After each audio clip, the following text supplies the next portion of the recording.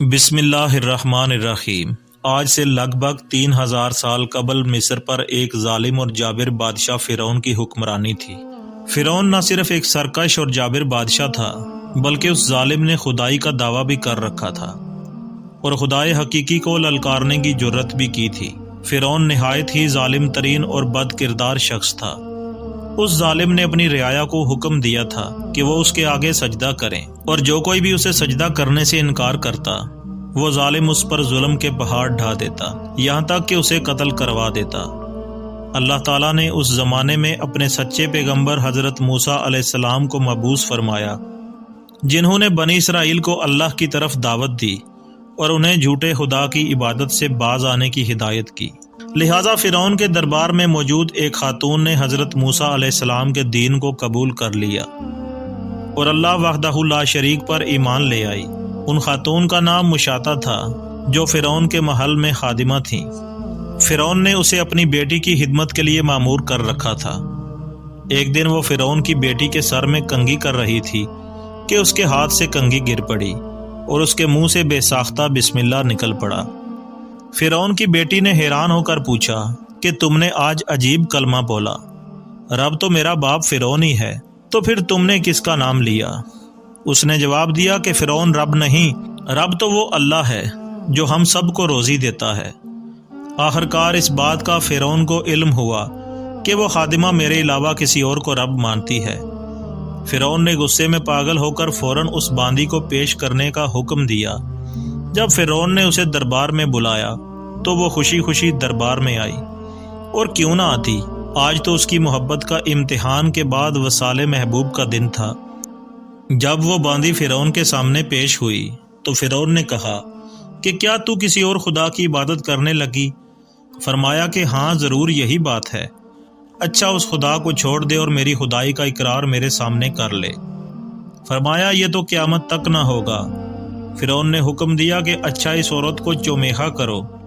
فوراً چاروں ہاتھوں پیروں کو میخوں میں جکڑ کر اور بالکل بے حس و حرکت لٹا دیا۔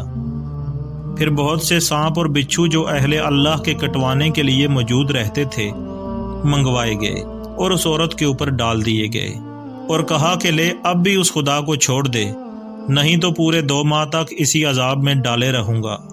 بی بی مشاطہ نے جواب دیا کہ تو 2 مہینے کہتا ہے، بے شک تو سارے سال عذاب دے کر دیکھ لے، روز بروز خدا کی محبت زیادہ ہوگی، ایک ذرہ بھی کم نہ ہوگی۔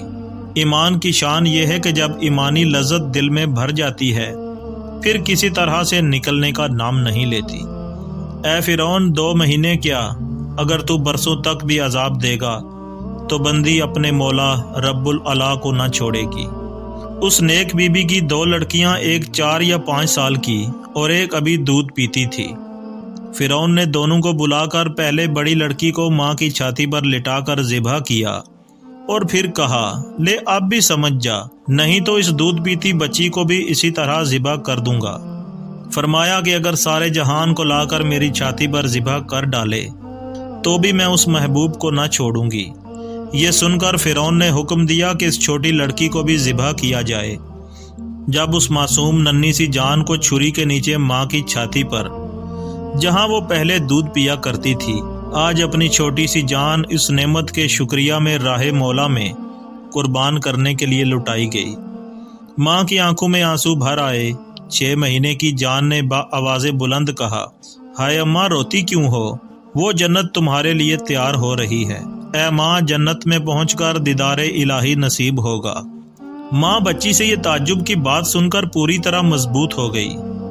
ادھر ظالموں نے اسے ذبح کیا۔ ننھی بچی کا فراق زیادہ ماں نے پسند نہ کیا اور خود بھی ساتھ ساتھ جنت کی راہی ہو گئی اور نہایت آرام سے جنت میں پہنچ گئی۔ یہ تینوں ماں بیٹیاں ادھر راہ خدا میں کام آئیں۔ جب سید الموجودات خلاصہ کائنات صلی اللہ علیہ وآلہ وسلم معراج پر تشریف لے گئے اور براق میدان مصر کے قریب پہنچا، یکایک جنت کی خوشبو آپ صلی اللہ علیہ وآلہ وسلم کے دماغ میں آئی۔ فرمایا کہ جبریل یہ خوشبو کیسی ہے؟ کہا یہ خوشبو جنت کی خوشبو ہے۔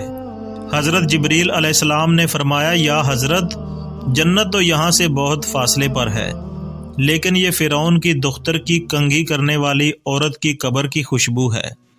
واہ سبحان اللہ و بحمدہ سبحان اللہ العظیم، واللہ ایمان میں کیسی تیز خوشبو ہے کہ جس خاک میں ایمان والا مل جائے اس خاک کو نمونہ جنت بنا دے گا۔ ہاں سوچنے والی بات یہ ہے کہ جب قبر کے باہر سے خوشبو کا یہ عالم ہے تو اندر کیا انعامات برس رہے ہوں گے۔ سبحان اللہ۔